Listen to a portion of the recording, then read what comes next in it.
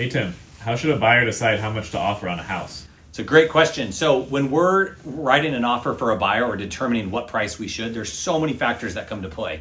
Number one, the obvious one, how long has the house been on the market? If it's been on the market for 180 days, that's definitely going to influence the offer.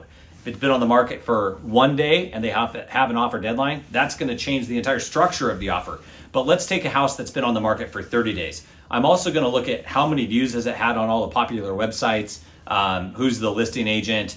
I'm going to look at what location the house is in, how big it is it in move-in condition, does it need a big renovation, does the roof need replaced, does the seller have any money to complete any repairs, does the seller need to stay 30 days after close of escrow, or does the seller need to close really quick because they're buying another property and they can't buy that one until this one is. How about if the seller is contingent on buying another property but doesn't have a property identified? So all of these different factors kind of weigh in, and price, keep in mind, is just one term of the sale agreement.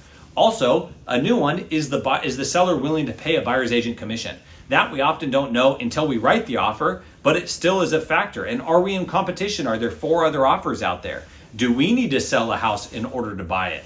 All of these factors, and that's what's so unique about real estate. Every buyer has a different portfolio and different requirement and different factors to what they can offer.